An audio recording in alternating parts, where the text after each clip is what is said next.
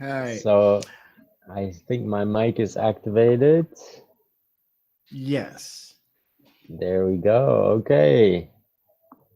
So there's Do about you? 15 or 16 of us in here. No, we have 27 people, Okay. Wonderful. All right. and what time is in Paris right now? It's just past midnight. Hence I got the nighttime mood I'm going so on here. sorry, man. I'm so No, sorry. it's a perfect. I'm glad we could make it happen in spite of the long distance international thing. I don't know how, if you're seeing me okay, if I got enough light there. Is Yes. that right? Yes, it's perfect. Okay, So I will ask you questions in wonderful. English, but Okay, I have to break you sometimes. I have to stop you sometimes to translate to some of the sure, students that don't speak English. Okay, so we will ask you wonderful. to please always speak short answers, or Okay, allow me to stop you for a while. And in the end, the students will have some questions for you as well. great. Okay, well, it's a pleasure to be here and great to have this international connection going. So, hope you're all doing well. É um prazer estar aqui e legal ver que essa conexão internacional está funcionando. Espero que vocês estejam todos bem. Okay, I will start asking you some questions. Just give me a second. Sure.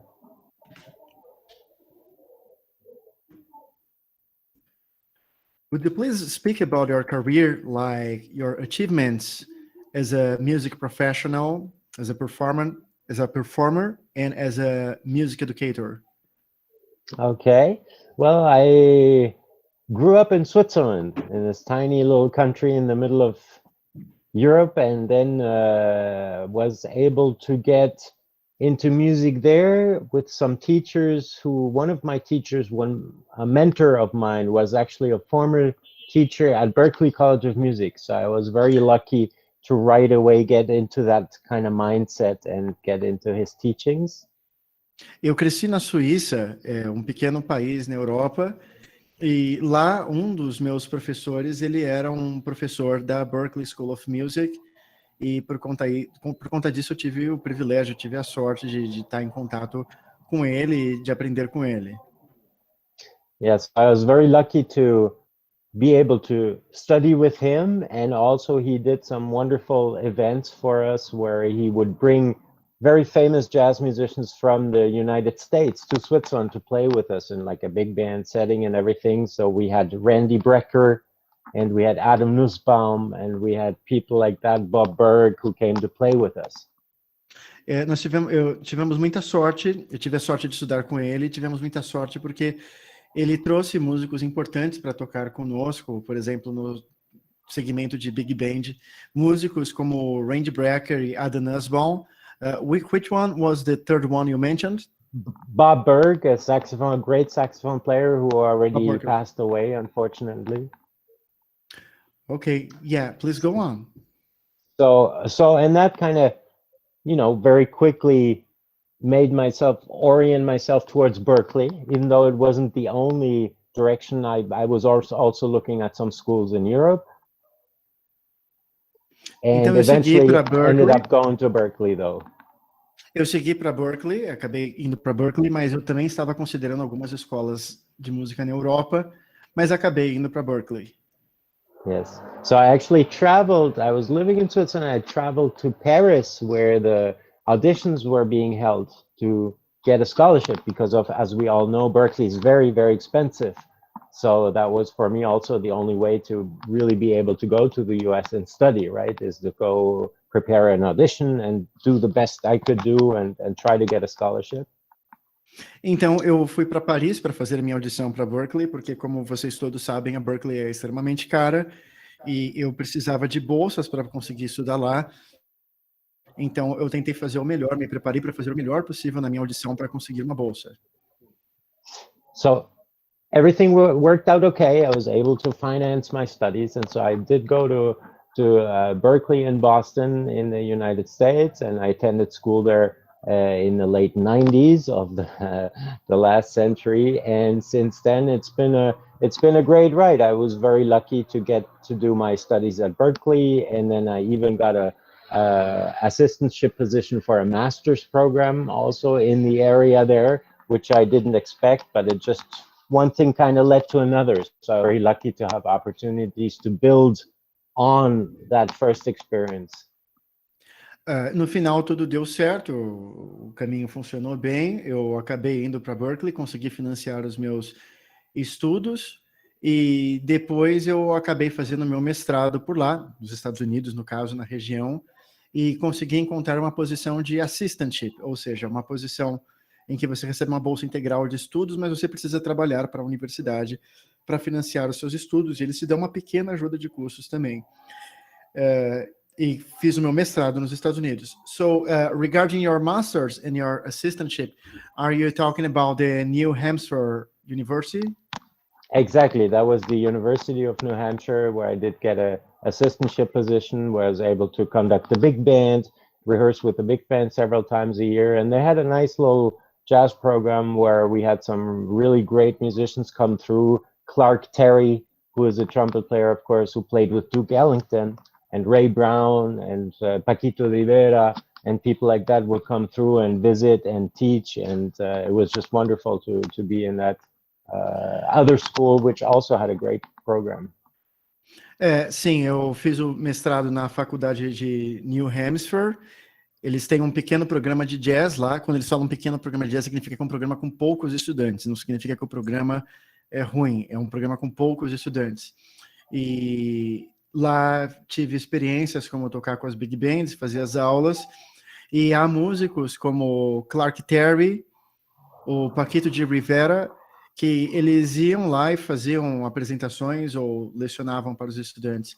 You mentioned three musicians. You mentioned Clark Terry, Ray Paquito Brown, Rivera, also. Ray Brown. Ray Brown, baixista Ray Brown. Ray Brown. Right. These are all legendary musicians.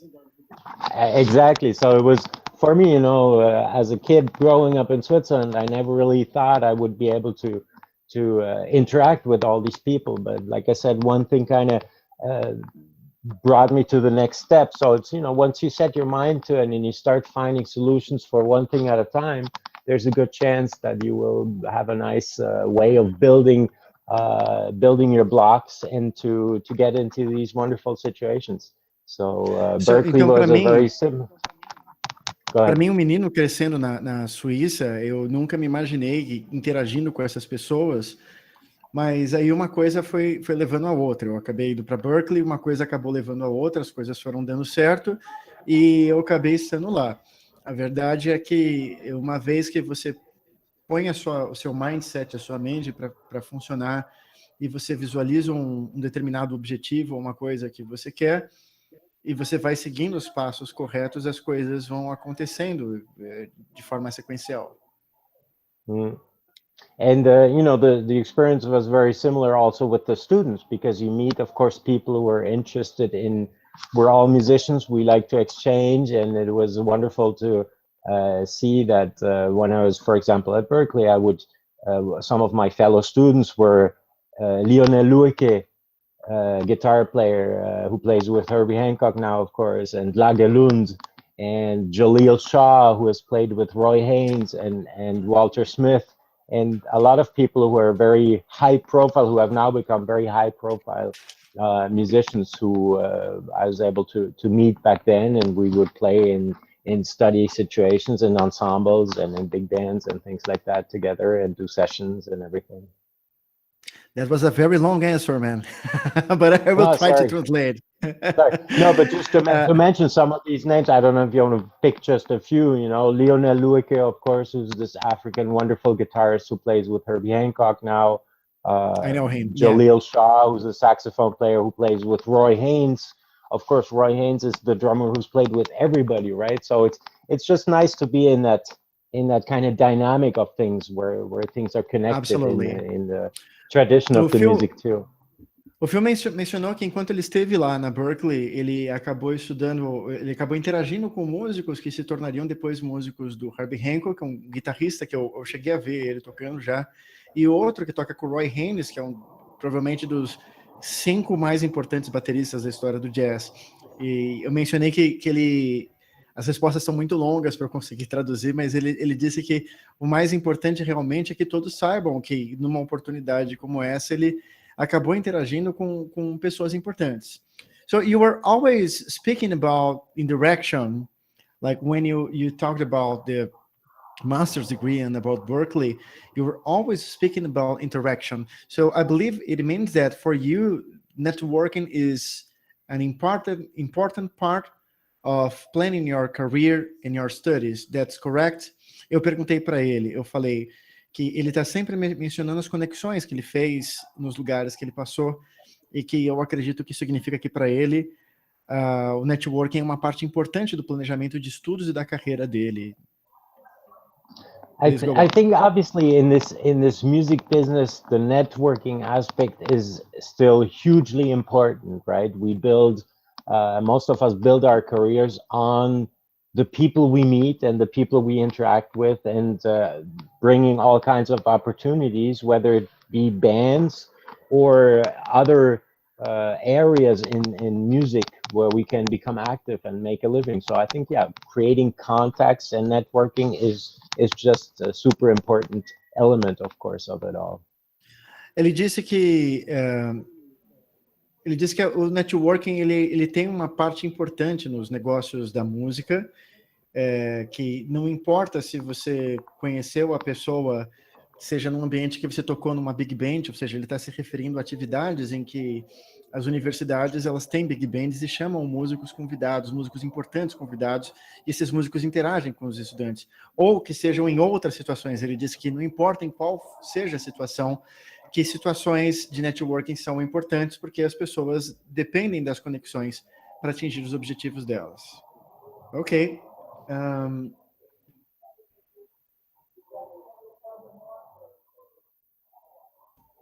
Have you ever had any recording, any album? Do you have an album? And how was your experience with performances in Europe and the United States so far? I have to say I did, of course,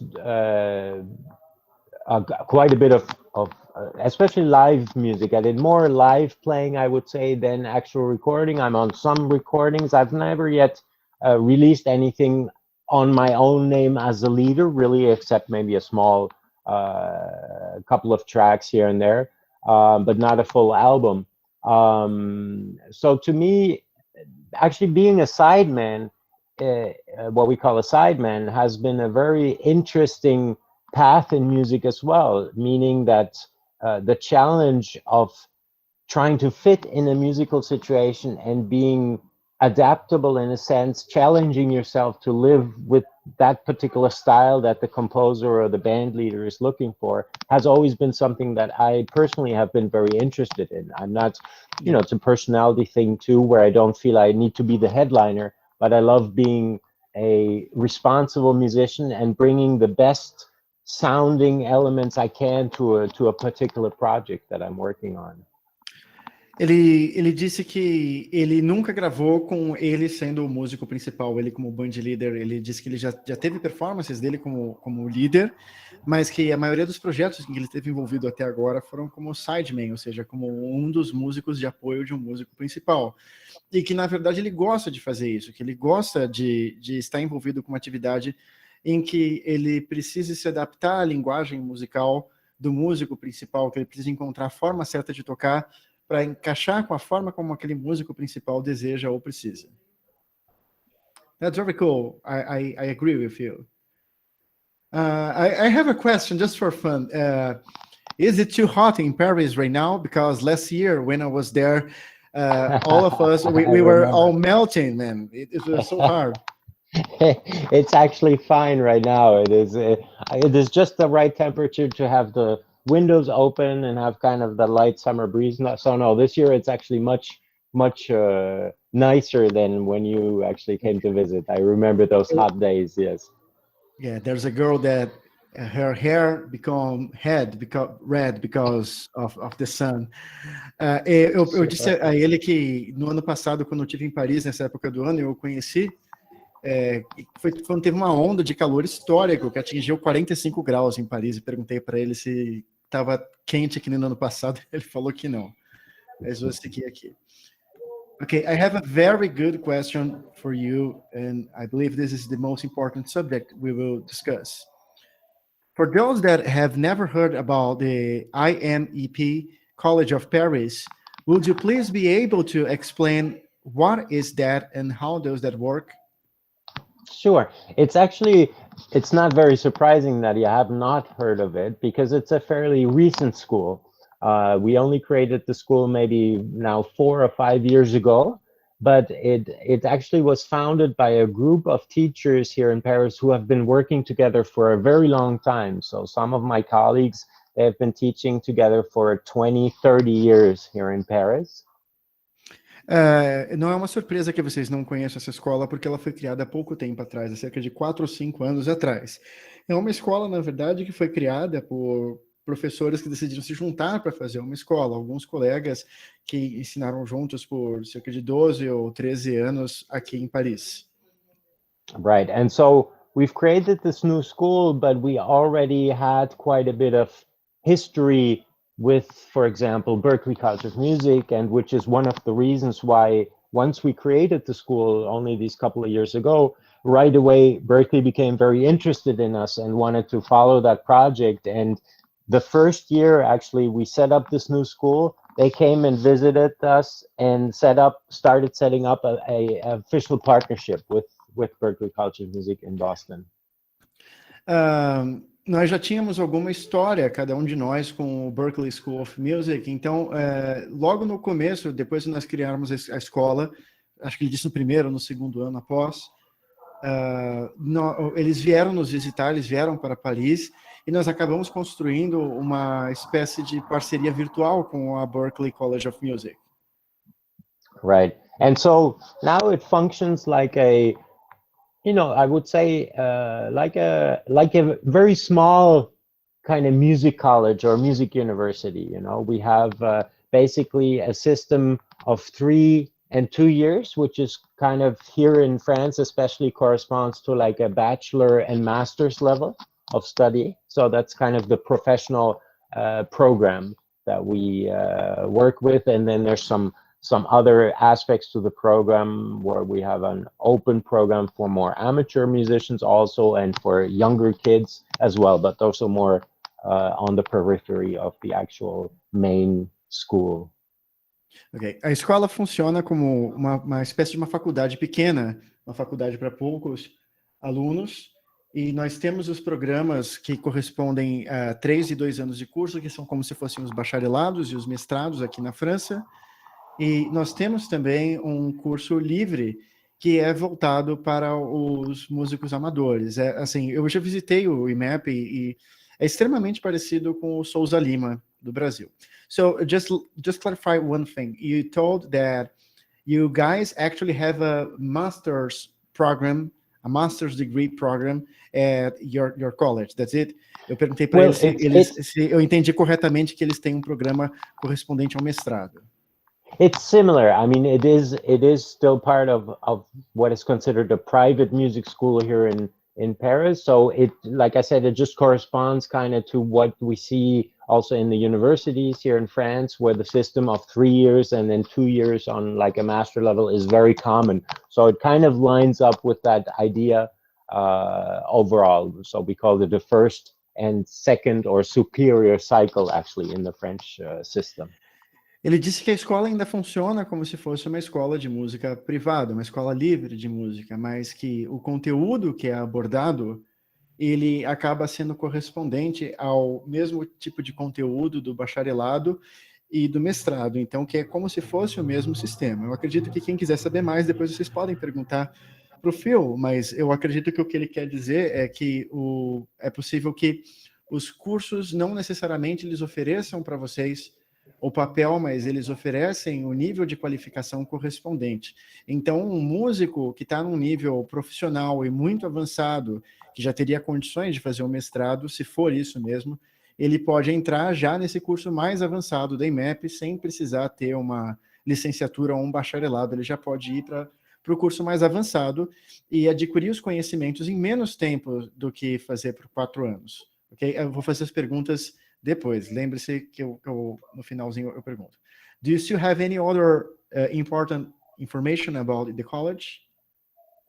Well, we have, just to let you know, we have a system of auditions that works for a time already works via Skype and Zoom, like on this kind of setup. So it's possible to audition for the school at a distance, and it's basically not only in the audition but also a short interview to kind of understand what a student is looking for in terms of trying to achieve as a musician.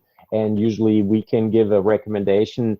Sometimes we may even say, maybe the school is not the right thing for you to do. Maybe it's something else that you should be doing because you just want to, learn composition. And maybe we will actually tell you, okay, you may want to even go to like a conservatory here in Paris. So we really try to give you the most honest appreciation of what we feel is going to be the element that makes you progress, because everybody is a different level and looking for different things. So we try to just give you the best information we can as far as studying in Paris. Ele disse que existe um processo seletivo. Esse processo ele pode ser feito por Skype, por internet, e que as pessoas podem... esse processo consiste numa audição e numa entrevista. Então você faz uma audição e há uma entrevista.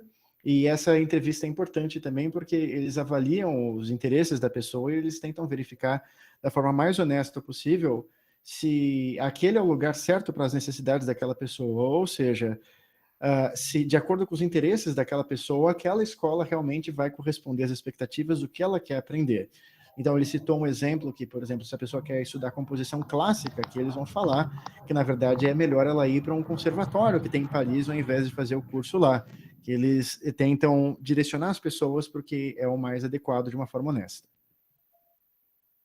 Cool. Let's move on. I would like to discuss European jazz with you. Okay. This is actually a very interesting interview because your background is so different than all the other guys I am interviewing and I'm going to interview, because you are in Europe and most of the guys I'm interviewing, they are from the United States. Right. So that's why I wanted so much to have you here with us well, tonight. It's my pleasure. Okay. What's the basic difference between the way that Europeans and Americans play jazz? And I think I have the answer for this one, but I want to hear that coming from you. Sure. I think there's at the base of it, there's a historic difference and the difference that is expressed also in the lives of people. I mean, let's not forget, jazz, of course, is a music that is based on a tradition within the United States that where the Black community especially has been extremely important in the way jazz developed, and we know of the roots in blues, and we know of the roots in even church and gospel music and things like that. So that gives it right away a connection to a type of life that is uniquely like that in the US, probably, and gave expression to that music. So coming from Europe, for us, we can be very much interested in the music and take it very seriously, but we will always be kind of the second person to come to it, or we come to it as a different generation. So there's right away, I think, a fundamental difference in it. Okay, let me translate that. I will try to remember everything. That was a long answer, Sure. but I think I can do it. Ele disse que existe uma diferença histórica, que existem diferenças históricas no jazz, e que, basicamente, o jazz é uma música que veio dos Estados Unidos, em especial dos negros americanos, e que eles, como europeus, na verdade, eles vão sempre ter uma abordagem ao jazz como se fosse uma pessoa de fora, ou como se fosse uma segunda pessoa a fazer isso. Ele comentou ainda que a forma de fazer vai ser diferente de uma pessoa que está lá e que está vivendo aquela cultura ou aquele contexto. Let's go on. So I think, that doesn't have to be a negative thing. I think then it becomes a different, interesting thing, because a lot of Europeans will, of course, have grown up maybe with other musical elements. They may have listened a lot to to Mozart or to Mahler or to some of the great European classical composers, or there may be people who are much more influenced by current African musics, music coming from North Africa or other parts of Africa, especially here in Paris, of course. That is something that is very present, and we hear it a lot.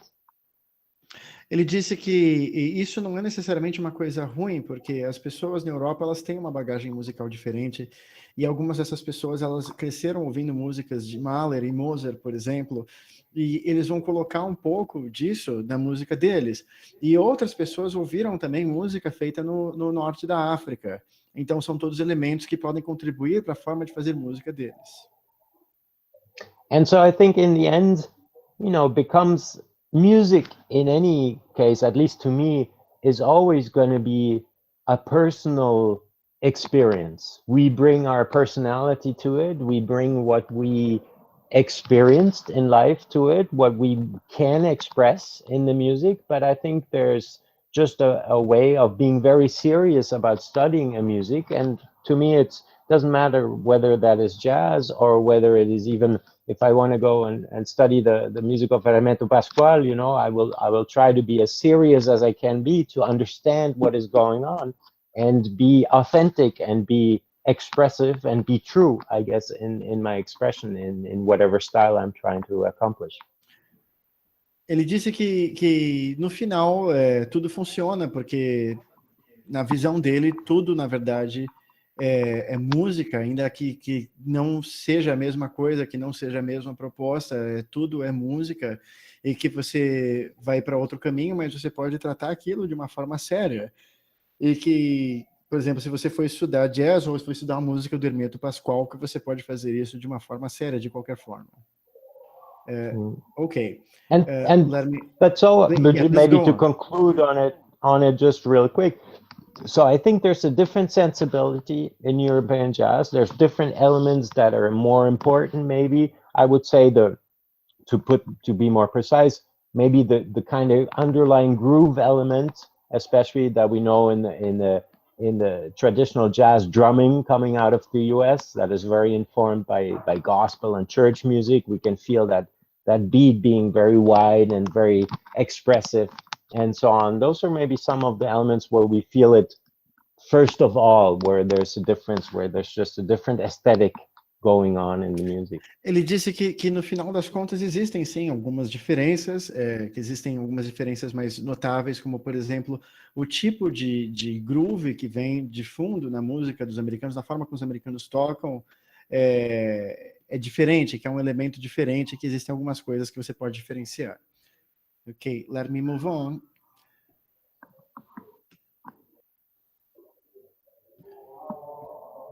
I have a good question for you about that again. Sure. It seems to have a very big difference between the approach of European musicians such as George Shearing, Michel Legrand, and Toots Thielemans, comparing to the way that Americans approach jazz. Would you be able to speak a little about that? In other words, about the European approach to jazz during the peak of the jazz style, I mean, before the 70s. And Sure. Do you see any similarity between European jazz and cool jazz or experimental jazz of musicians such as Ornette Coleman and Coltrane? Very interesting questions. Good. Sounds great. This is fascinating stuff. I think, to me, I always hear, when I think of Michel Legrand, when I think of Toots Thielemans, I always hear a bit of that maybe more classical music informed melodic approach to things that is very lyrical, that is very trying to come up with beautiful melodies. I mean, to me, Michel Legrand, for example, he's, the king of just incredibly beautiful melodies, for example. And so I hear that element recurring in there. And you're right, probably there's a parallel to be seen with the cool jazz movement, where we leave kind of the groove and the pushing, driving element a little bit behind, and we concentrate a bit more maybe on melodic content. So there's definitely some interesting parallels to be seen, I think, in these two styles. Ele disse que uma questão muito interessante e fascinante, disse que, de fato, ele acredita que existe uma influência mais presente da música clássica na música de compositores como Michel Legrand e Toots Thielemans, e isso pode se refletir na qualidade das melodias ou na beleza das melodias, e de fato pode mostrar que existe algum tipo de diferença baseada nas influências. I think I lost what you said in the end. Do you remember? I just probably talked about the parallel that could be seen in that sense with the cool jazz, right? Because we seem to be leaving out a little bit of that driving energy ele disse também, charged element. Ele disse também que isso pode, sim, de fato, ter um certo paralelo com o movimento do cool jazz, porque foi um movimento em que eles estavam começando a abandonar um pouco aquele elemento de energia.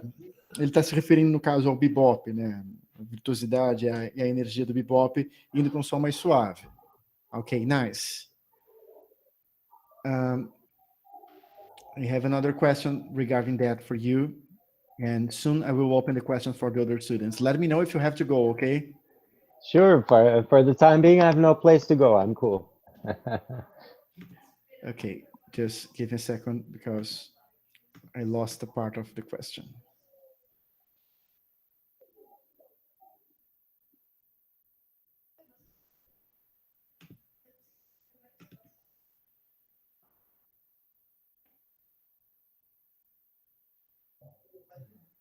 Okay, when I was in France, I noted, I'm not an American and not a French person. I believe I was the only guy in our group, considering the French students and the American students, that it was not either American or French. So when I was in France, I noted that Americans improvise way more according to the tradition and to the traditions of jazz and to licks language, while the Europeans are way more experimental and they just have fun with intervals.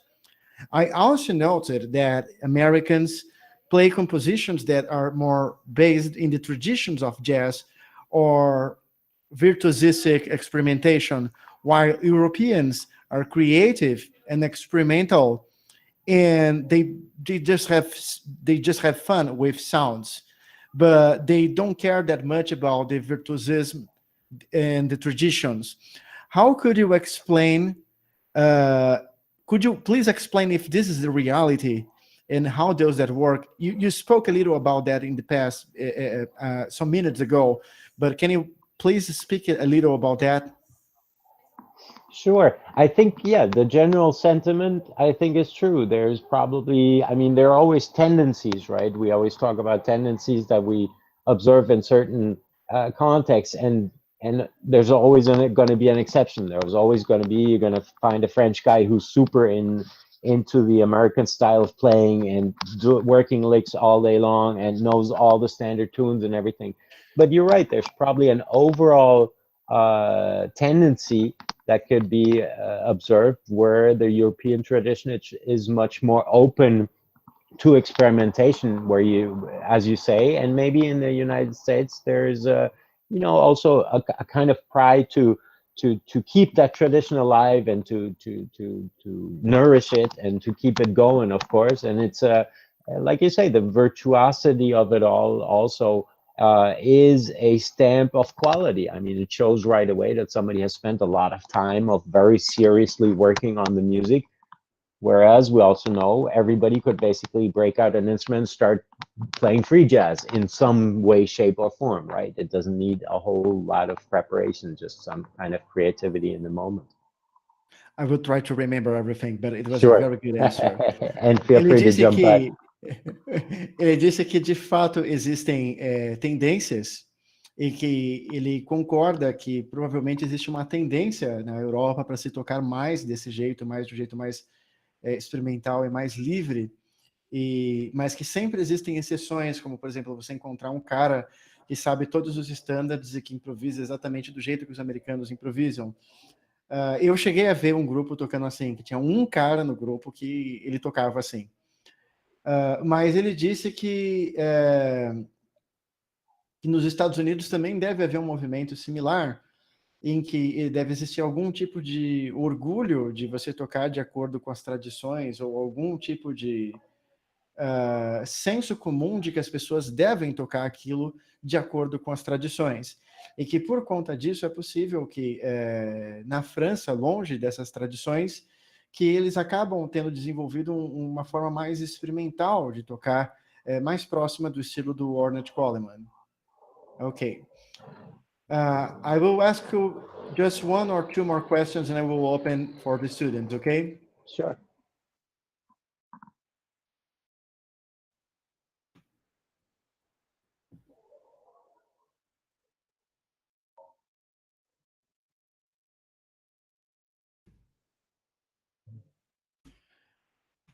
How does music learning works in your college, and what are the differences in learning or teaching when you compare that to the United States, the place you studied music and jazz? In other words, you have studied music in the United States. How can you compare the way you guys teach music in your college to the way you see that people teach music in the United States? I think we are probably one of the schools here in France that is closest oriented to the American teaching model. We don't apply it 100%, but many of us have either studied in the US, or some of my teachers are Americans, actually. We have Rick Margitza, who was the saxophonist for Miles Davis, for example. So we have numerous people also in the teaching crew who are Americans. Maybe you want to already translate that part? Oh, yeah, thank you.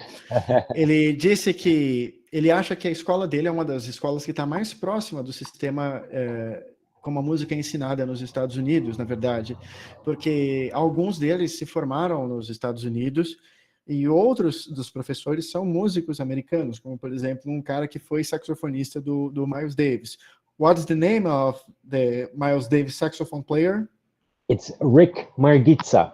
Rick Margitza.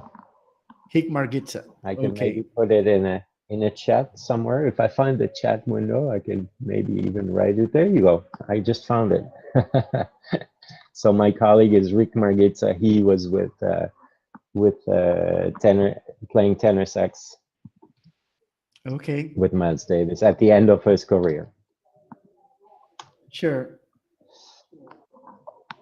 So, and what I was going to add is we I guess incorporate still some of the elements of traditional French music education, especially when it comes, for example, to use of syllables. So we use the do re mi solfège, but not the US system where we consider it to be a movable do, but we adhere, for example, to the French tradition where it's fixed do. So C is always do and G is always sol, and so on.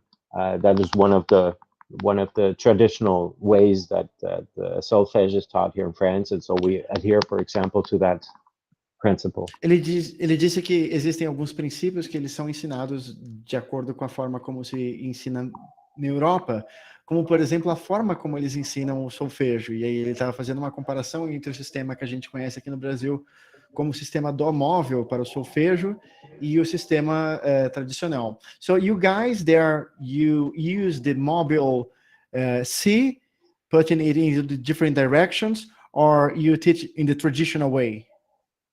We do probably what you call the traditional way, meaning that it's always, no matter what the key is, the C is always going to be do, and the G is always going to be sol. So it doesn't move around like in the US. I don't know what you did in USF, but at Berkeley, I remember we would, if I'm in F, my F all of a sudden becomes do, and so on. Oh, yes. Ele realmente comentou que lá, por exemplo, eles ensinam o solfejo da forma tradicional. I have just one more question for you. I believe many people want to hear about that. how is the professional music scene for musicians in France and Europe?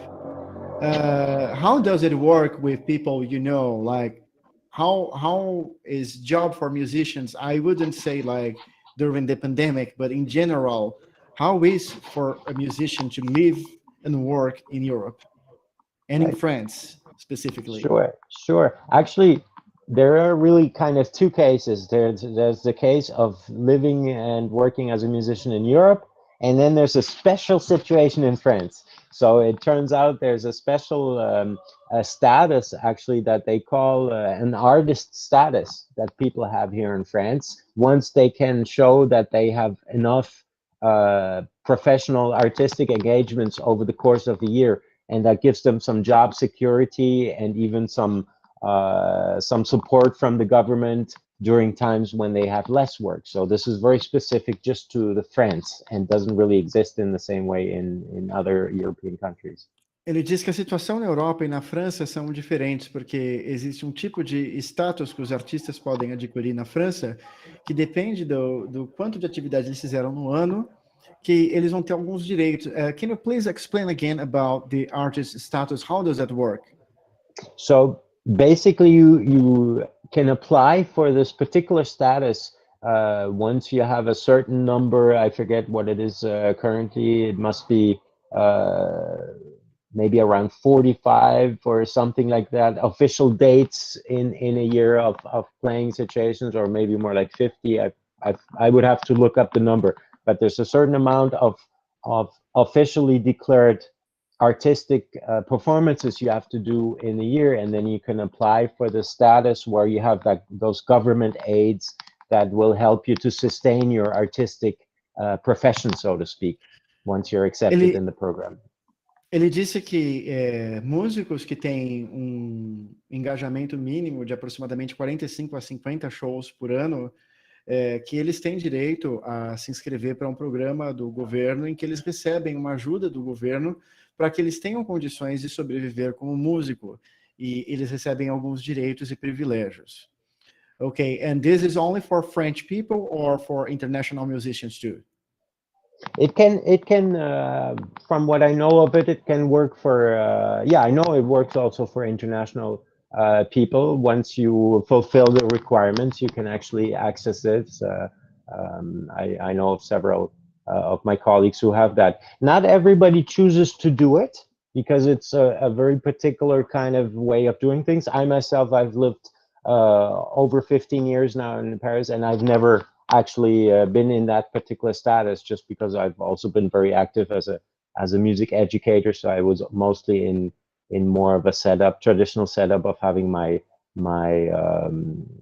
personal kind of business, running a personal business with all my different activities, concerts and recordings and teaching and so on.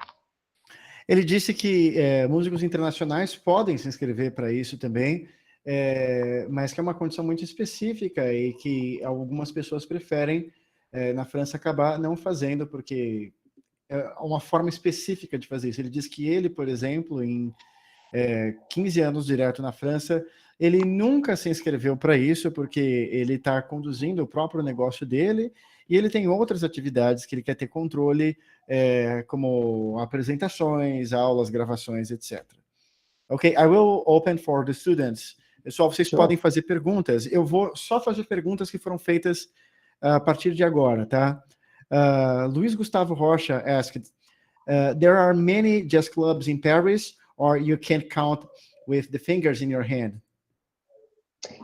There, you can probably, the true jazz clubs, maybe you have to use both hands, but depending on degree. So that, you know, I don't know if anybody has visited Paris. It is, of course, a relatively small city compared to especially Sao Paulo. I would imagine, I've never seen Sao Paulo, but I would imagine it's just very much smaller.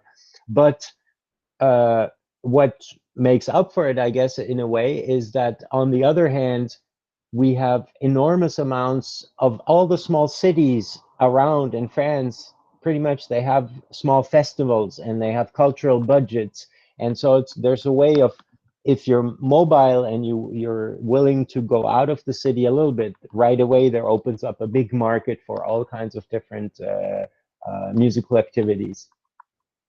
Ele disse que ele acredita que você precisaria contar com os dedos das duas mãos, mas que, na verdade, ele está falando de casas que são especificamente casas de jazz de verdade, assim.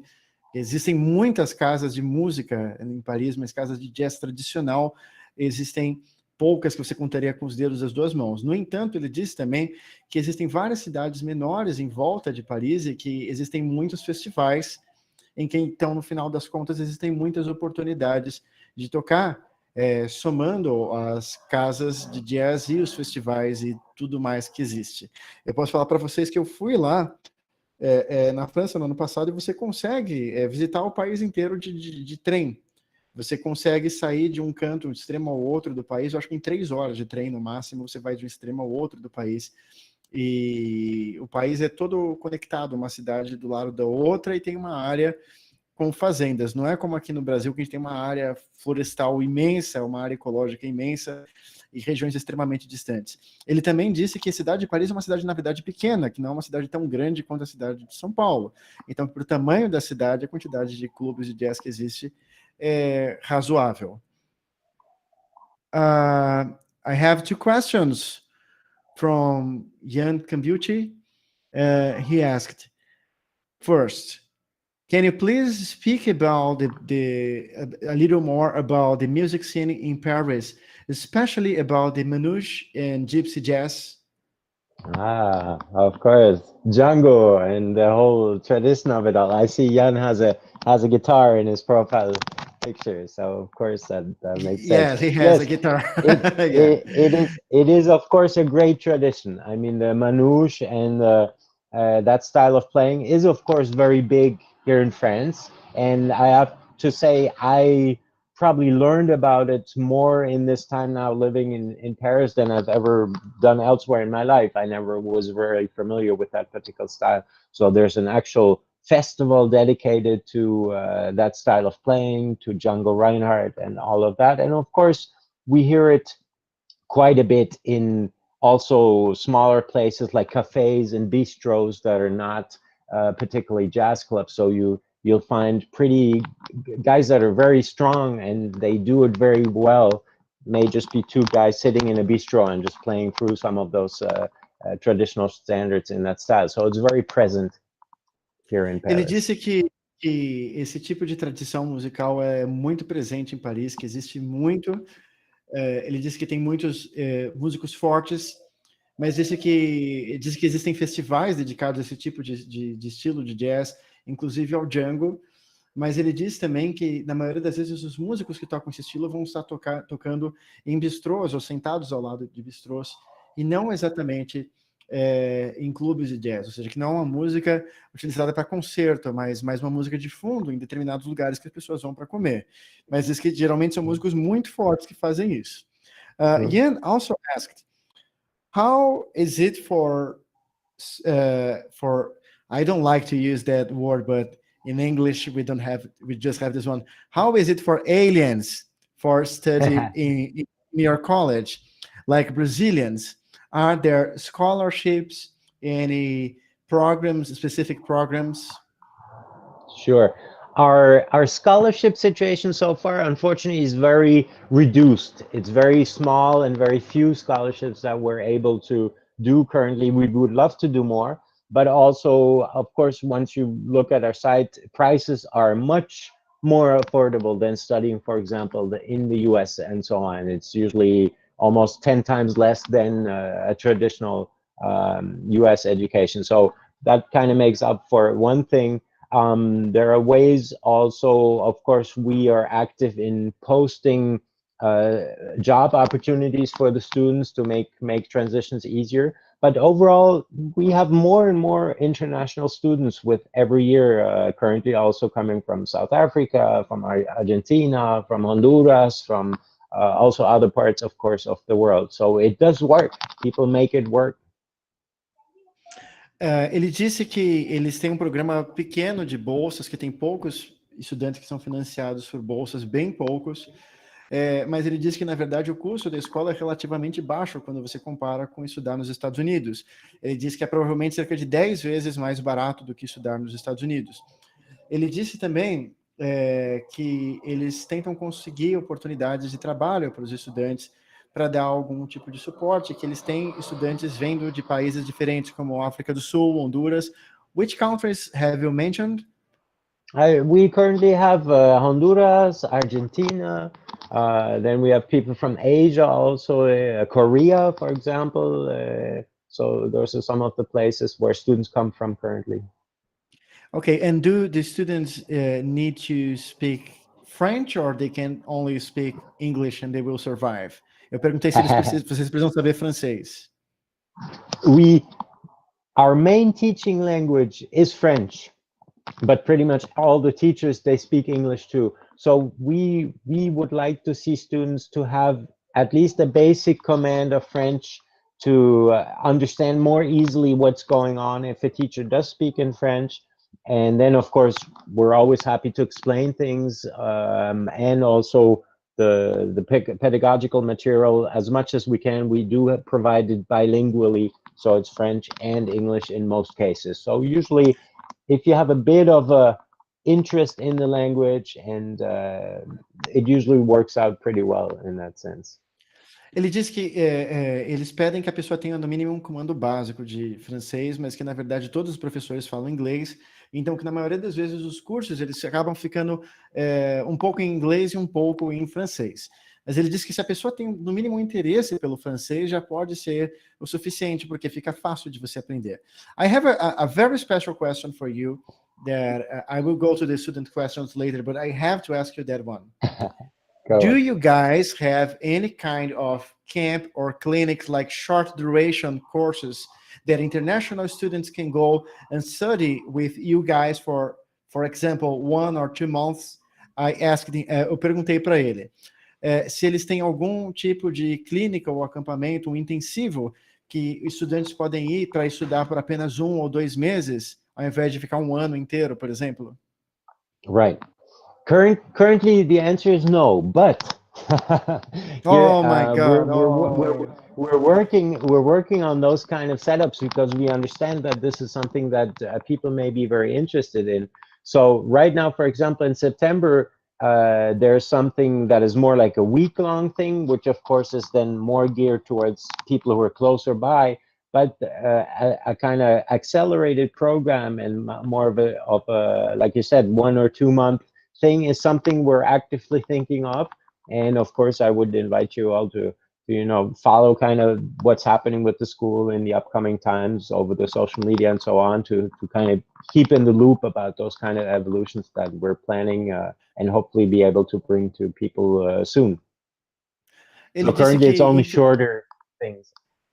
Ele disse que no momento eles não têm um programa mais curto, mas que, por exemplo, na verdade, eles montaram alguma coisa em setembro, um curso de curta duração acelerado, mas que ele vai funcionar mais de acordo com a situação atual da quarentena.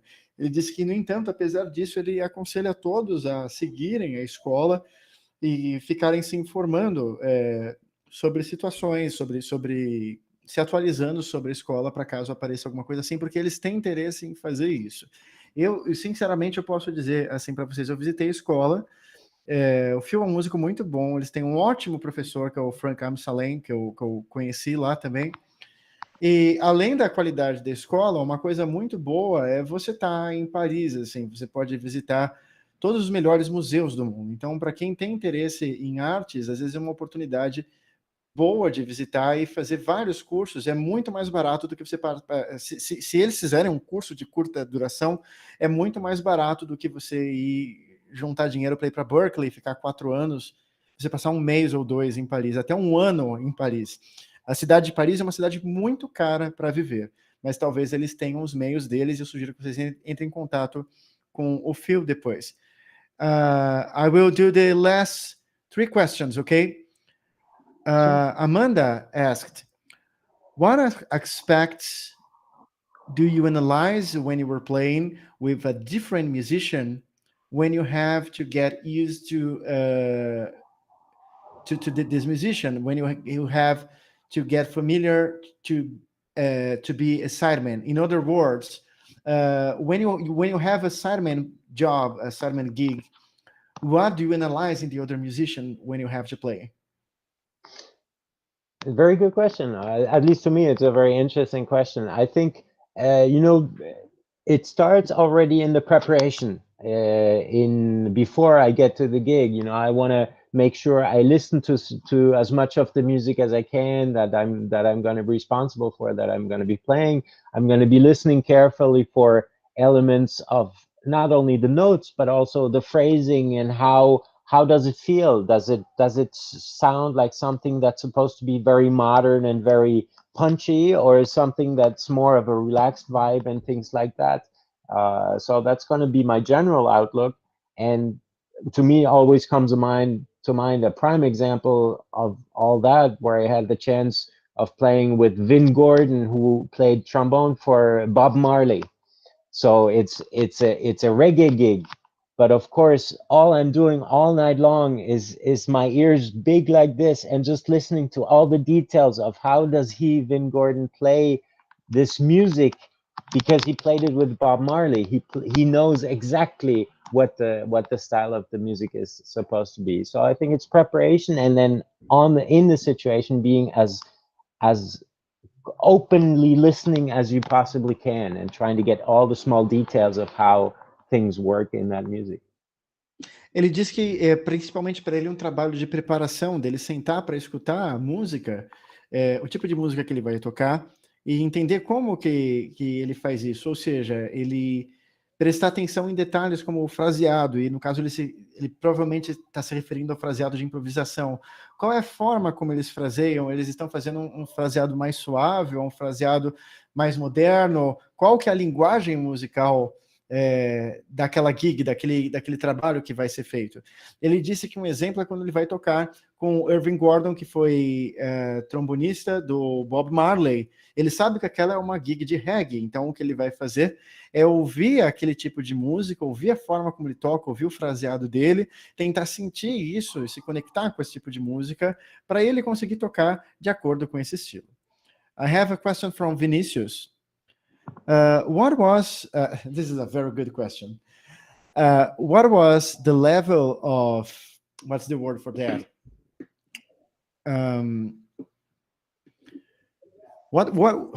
How demanding was the level for reading? How demanding were the expectations for reading and song list at Berklee? And how did you study that? If you were a jazz musician, at some point of your life, you were probably concerned about reading, like me and Vinicius. Sure. Good questions. Thank you. Yes. For the reading, the way I see it, it's very simple. The more you read, the better you read, the more of a career possibility you have. And to me, that's always been kind of my personal credo, where I just tried to push my reading always as much as I could. I was lucky to play the piano, classical piano, when I was young. So getting used to even playing two staves at the same time and reading them definitely helped when I only had to do it at the saxophone. So that's concerning the reading part. And speaking of Berklee, I was a pretty good reader when I got to Berklee, and they have a system where they evaluate you on your reading level, and that opens the doors to all kinds of ensembles. So I was very lucky to be able to get to very high level ensembles very quickly because I could read well. So that concerns the reading part.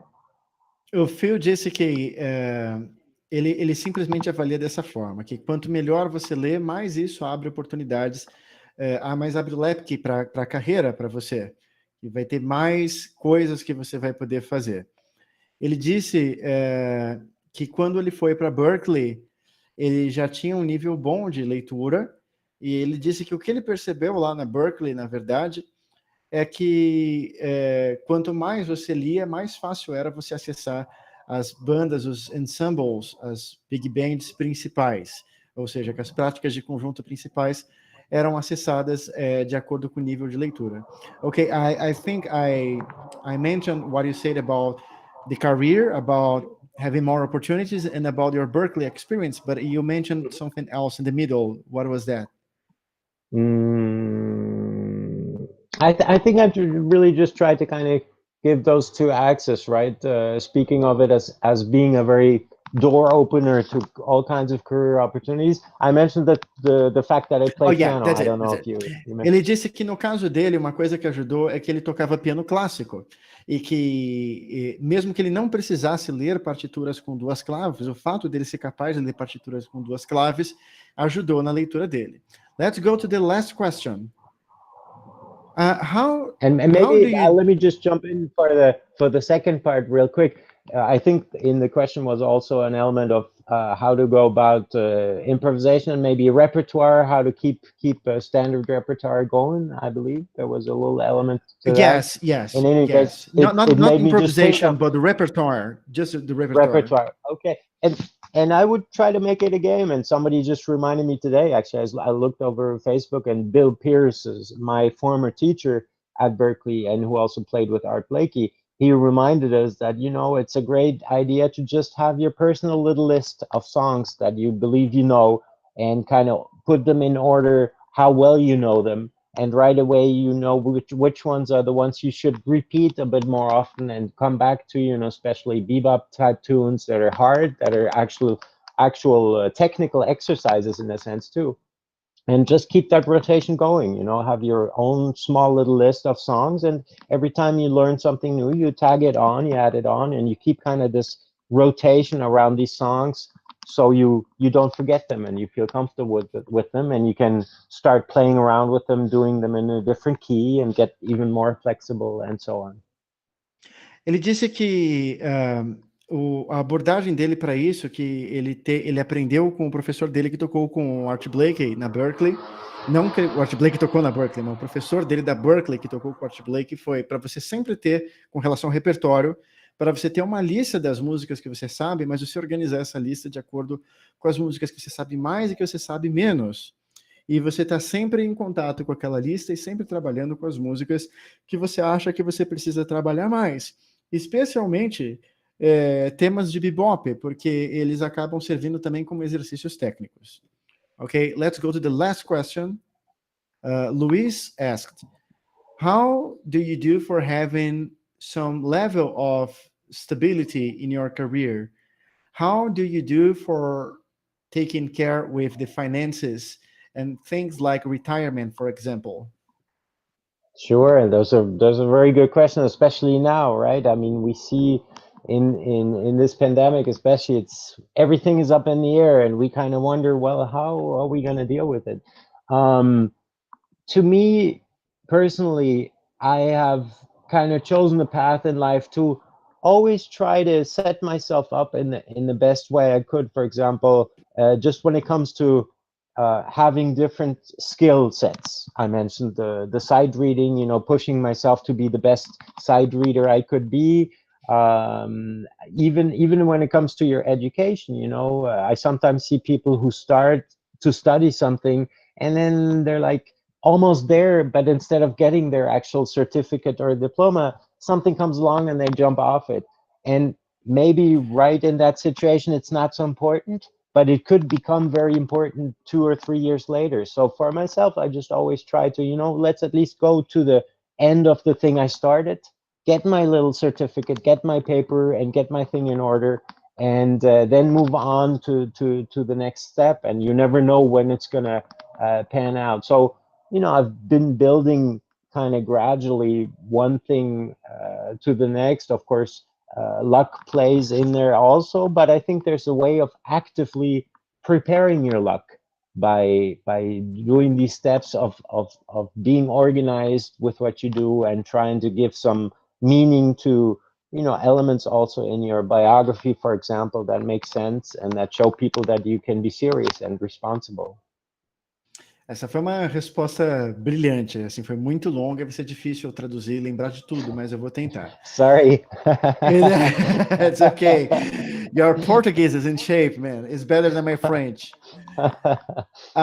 Ele disse que ele acredita que a primeira coisa é você ter um leque de habilidades, é você tentar ter um leque de habilidades. Então, ele disse que no caso dele, uma das habilidades foi, por exemplo, ele ser o melhor possível que ele conseguia ser em leitura à primeira vista, mas ele também precisava ter outras habilidades. E uma coisa que ele vê que o incomoda é que as pessoas tentam se dedicar a fazer uma coisa só, por exemplo, elas estão dedicadas a adquirir um determinado certificado, a aprender uma técnica, e aí depois que elas aprendem, elas não ligam mais. Ele acha que a pessoa tem que... você tem que se direcionar a conseguir atingir um determinado objetivo, mas assim que você acabar, você já ir para uma outra coisa, e assim você ir cobrindo todas as coisas que você precisa saber.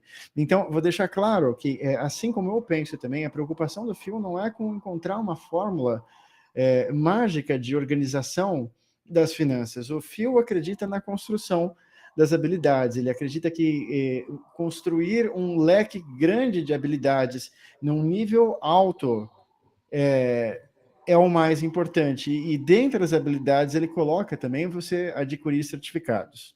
Ok? Phil, thank you so much. I just have a last question for you. That one is a very easy one. I would like to know, how can people learn about the EMEP College of Music, and how they can get in touch with you in case they want to talk to you or have private lessons with you? O Phil é um saxofonista, por sinal. Sure. Please go on. Okay. Well, I'll be happy, of course, to leave my information with you. And also, otherwise, I think somebody put it already in the chat. A great way to go is our official website. So I'll just put it up in here one more time. And of course, you also have Facebook and Instagram, where you can follow kind of the news of everything. Audition dates, for example, they are usually on the website, so you can just kind of go online and see if there's a date that interests you, and you could book. It's free of charge to book an audition date, and kind of, like I said, get some feedback on what we could propose as a way to come study here in Paris, and tell you more about it. So yeah. Does that answer the question pretty much? Yeah. O Phil disse que vocês podem conseguir as informações no próprio website, como havia sido comentado antes, que as datas para audições são informadas no website, e que vocês podem escrever e conversar com eles sobre informações sobre como conseguir ir para lá para estudar também, para aqueles que têm interesse. Thank you so much, Phil. It was very cool to talk to you again. It was a very long time since the last time I saw you, and this was actually the best time I could speak with you for a long time. It was so busy when I was in France, and I really hope to see you soon in person, maybe in France, with me going to the College of Paris or doing some activities with you guys, or you coming to Brazil. Just let me know if you want. That would be wonderful. Well, I wish all of you the best of luck, whatever your musical paths may take you to. Keep true to your passion, and keep moving ahead towards what you want to achieve, and build it one step at a time. And there's a very good chance that it'll happen even in these difficult times. I think there's one thing I feel, that maybe this is also a time where people will actually be more interested again in people who actually know how to play an instrument, and not just like a bunch of people who sit in front of their computer and compose with MIDI sounds and with pre-built building blocks. So I think it's, in spite of the scary situation kind of we're living, maybe it's also a situation that gives us some hope in terms of being musicians, and true musicians who love an instrument and love to form what they do. Ele disse que ele agradeceu a todos e deseja a todos o melhor das sortes, e para vocês seguirem firme no que é a paixão de vocês, para vocês não desistirem. E ele disse que, seja qual for o caminho que vocês seguirem, sorte. E disse que nesse momento, assim, que ele acredita que o que vai acabar acontecendo com as pessoas é que as pessoas vão começar a se interessar cada vez mais por aprender um instrumento musical, ou por compor música no computador, usando o teclado do computador, e que, de qualquer forma, que nós podemos todos aprender e aproveitar esse tempo para aprender e evoluir, para ninguém desistir. Thank you so much, man. and talk to you It was soon. my pleasure. All right. Take good care, everybody. And maybe see some of you sometime soon here in Paris. So it'd be our pleasure to have you. I hope so, Take really. good care. Bye-bye. Okay. Bye-bye. Take care. Bem, pessoal, essa foi a entrevista com o Phil. Eu espero que vocês tenham gostado. Para o grupo das 20 horas, como eu avisei mais cedo, nós não vamos ter aula hoje, ficou para as 20 horas. Eu acredito que sempre há algum tipo de senso comum entre o que esses entrevistados, o que essas pessoas acabam falando para a gente. Acho que existem algumas coisas que são típicas da especialidade e da cultura de cada um, né? E o Phil certamente é uma pessoa da França, ele não é como os entrevistados americanos, é um outro feedback, é uma outra cultura, um outro background, que não é nem o nosso aqui do Brasil e nem o dos americanos, mas a ideia dessas entrevistas é justamente nós entrarmos em contato com pessoas que foram expostas a outras coisas e ver o que elas falam sobre a vida. E uma coisa que eu vejo que está sendo constante em todas essas pessoas que conseguiram chegar lá de alguma forma é a dedicação, o esforço, a perseverança, organização, estudo, a busca por certificados, a busca pelas habilidades, estudo regular e bom senso. Ok? Um abraço a todos e grupo das 20 horas, vejo vocês na sexta-feira. Grupo das 18, mando as atividades em breve, provavelmente ou amanhã à noite ou na sexta-feira. Obrigado, até mais.